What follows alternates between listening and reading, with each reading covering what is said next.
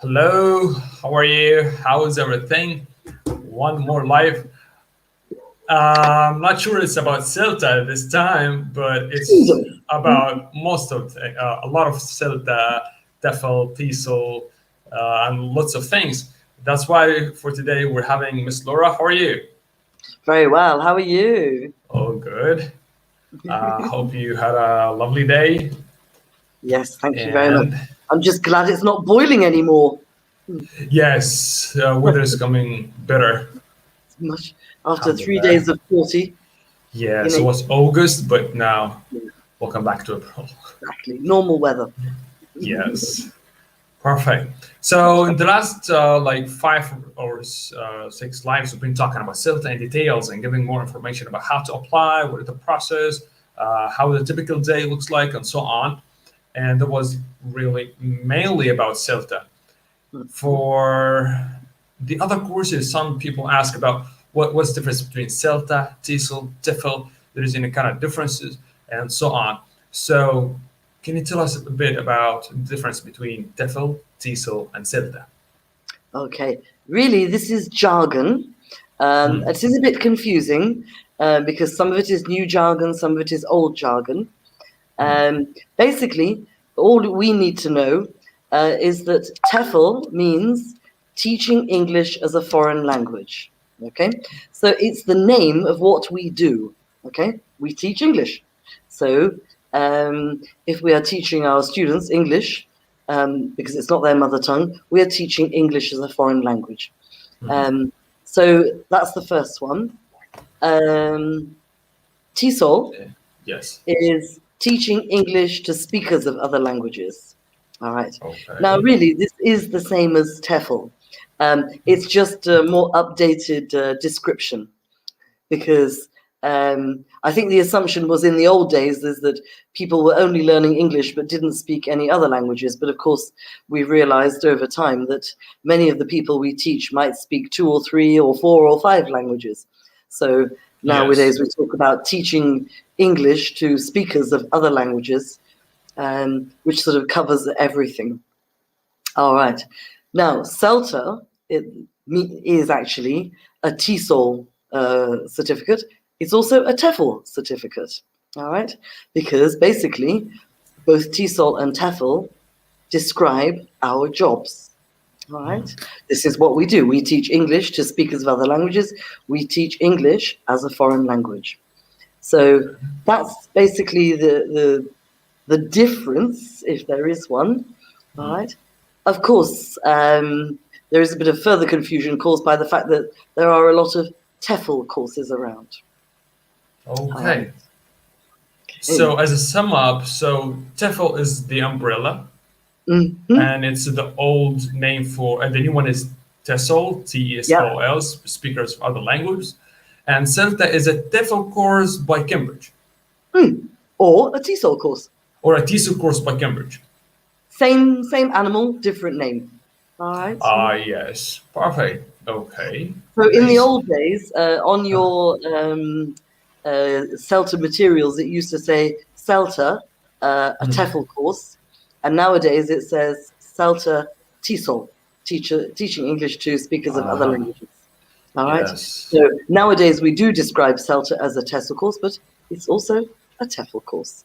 So just as these are just general terms, nothing more. All right. All right. And what is a TEFL course in general? Well, nowadays there are lots and lots of TEFL courses because back in the day when CELTA started, it was probably the only one or one of the few because there weren't so many courses like CELTA, short courses, for teaching English. So TEFL courses are a general name for all kinds of courses where you learn to teach English. In fact, in another live, we'll be talking about the TEFL course at IH Cairo. Reach out. Okay. Great. Because basically, a TEFL course also prepares you for teaching English as a foreign language. Yes. And they are just, as I say, general names. And our course is just another version. It's a sort of a modified version of CELTA. But of course, it's a lot cheaper. So for people who can't pay the hugely expensive fees for CELTA, because we know it's a lot of money, not everybody can pay that, and the English level is often lower. So in our case, a B2, even a B1, the higher end of B1, B2, is an acceptable level of English to do an IH TEFL course, for example. All right? Whereas the CELTA course, as you know, you must be at least C1, yes. the higher end of C1, according to Cambridge, or the lower end of C2. So this is the difference really between upper intermediate English and advanced English. So many TEFL courses don't expect you to have a C1 level. That's not all, I'm saying many, because somebody will go online in a minute and find a TEFL course, they say, C1 English, you lied. No. This is a generalization. And the one that I'm referring to here at IH Cairo only requires a higher end of B1 and a good B2 level, all right? Whereas CELTA always requires a C1 or above. Yes. Okay, so that's a big difference. And the course length will be sometimes slightly shorter. Some TEFL courses are longer, some are shorter. The one that we're offering is around this, a similar length as CELTA, 120 hours, something like this. Okay. Right. And that was for TEFL. What does it mean? What's a TEFL course? Is it the same for what is a TESOL course? Well, if it's there's a good question, because there are some courses called TESOL courses. So it's probably the same as the TEFL course, because it's the old terminology and new terminology. So some institutions prefer to use the term TEFL, and some institutions prefer to use the term TESOL. All right. And again, these are general terms. So again, it might be a shorter course than the CELTA. It might be as long, maybe longer. It may or may not require the same level of English. I think the big difference basically between, your sort of TEFL, general TEFL, TESOL courses and something like CELTA is recognition. All right. So, in some countries, a short TEFL course might be absolutely fine. And especially if you're not planning to travel abroad. All right. But of course, this is why you pay more money for a CELTA course, is because you know that it's internationally recognized. Right? Yes, like everywhere. Yes. So pretty well most countries around the world accept a CELTA for teaching at various institutions like language centers or foundation programs at universities, and in some cases, international schools. Yeah, exactly. Perfect. Good. So now I know that TEFL, TESOL, CELTA, gonna different names for the same thing, difference and recognition, basically. And okay, so I'm as an English teacher, or I want to be an English teacher. Which one is the best and why? How can I choose the best that fits me? Well, I think that's where it's very important to look at the course details very carefully. First, what's your future plan? All right. Are you planning to leave your country? Because that's probably your most important question. So obviously, if you are planning to work abroad, then you'll probably need to take a CELTA. So, if you don't have the money now, it's probably time to start saving. So that's probably your most valuable certificate for traveling, because it's so widely recognized. Yes. Right? However, as I've said, it's a lot of money to pay for a course. We all know, because when we paid it, we all sort of went, "Ooh," it's a big amount to part with, a large amount to part with. But if your plans for the time being are to stay in your own country, then it might be best to take a TEFL course. And especially if your English level, if you're not sure that your English level is, high enough to take the CELTA at this time. So take a TEFL course. You'll certainly learn a great deal from it. It'll start you off. And you might find in a year or two or a few years later, you might decide you want to take the CELTA. So in some ways, it gives you a nice background, right? So this all comes down to your personal plans. When you're searching online for courses, look at the course outline. What components are they covering? Is it about teaching vocabulary, grammar, pronunciation? You know, are these the things that you want? You know, is there any teaching practice? This usually tells you a lot about a course. You know, because if the course is only input and just sessions, then you're not getting any teaching practice. So I think that's always the litmus test for a good TEFL, TESOL course, you know, because if there's teaching practice, yeah.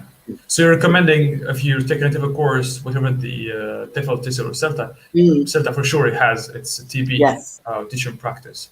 So you're recommending to have a teaching practice TEFL course. Well, yes, because at the end of the day, you want to prove, you want to have some kind of paper that says, yes, I can teach. And I would imagine for most employers, and I know certainly, you know, I've worked with a lot of employers over the years, the first thing you do is when you see a certificate that's different from CELTA or Trinity TESOL, is you're like, so did you do any teaching practice? All right. Because, you know, otherwise the course is just theory if there wasn't any teaching practice. And that's what we need to know, isn't it? Is that, you know, somebody observed you teaching and gave you some feedback, right? Sure. So those things are guaranteed on a CELTA because you can't not do teaching practice on a CELTA. But some of the TEFL courses available don't always provide that, unlike the IH one, which does. But, you know, these are things to remember. Look for the teaching practice. You know, how long is it? Are you teaching students, or are you doing peer teaching where you just teach each other? So again, that's not always the same, is it? You know, teaching your colleague is completely different from teaching students who really, like, you know, really students, yes. Yes, like we have on CELTAs, you know, where we have to teach real students who don't always know English very well. Whereas if you're teaching your peers, then it's not quite the same, is it? Because they probably speak English very well, and they're just pretending. Yes, yes. Perfect. So as a sum up, the best one is, or the best TEFL course is the one that fits your needs. So you gotta look to the course content and what suits my level in English. That's very important. Okay, great. Because it would be terrible to lose, you know, I mean, well, the good thing with CELTA that you wouldn't be accepted onto a course with a B2 level because of that, because we know that you'd probably struggle and most likely fail the course. So it would be terrible to take somebody's money and allow them to fail just because their English level isn't good enough. So for people who've been rejected from CELTA courses before, you know, don't give up hope. Maybe do a TEFL course now, and then later, you know, do some refresher courses on your own English and get it up to the level, and then, you know, inshallah, later you can apply for a CELTA. Yeah, this actually, the scenario happened with me because I had a TEFL course before I do my CELTA. And it was like a few months before I start CELTA. But when I applied for the TEFL course, I didn't have enough money for the CELTA. So when I got some enough money, well, why not?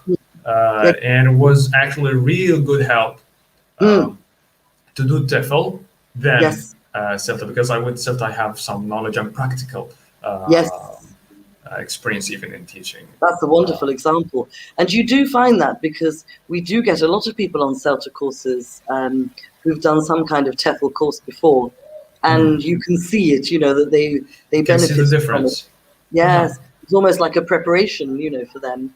So, you know, when we were doing the sessions, the input, they were all like, oh, yes, oh, you mean blah, blah, blah. And you're like, oh, yes, well done. You know. In fact, some of our most successful candidates on our last course, a couple of them have done a TEFL course, and it showed, you know, so. Perfect. And I think when IH as well, IH Cairo, we do a CELTA preparation course, which is different from the TEFL course. Yes, and we'll talk about those in future lives. So we have, we have a CELTA preparation course, and we also have a TEFL course. And then we'll provide more details of those in another live, so we don't keep you glued to a screen for too long on a Thursday night when we know you all have busy weeks, especially a busy week with fasting. I'm sure many of you are ready to do some sleeping after iftar and prayers. Especially because it's the last day of the week, like weekend tomorrow, so let's have some fun. Sleeping tomorrow, inshallah. A little sleep at least. Yes. Well, great. I think we've covered what we need to cover for today.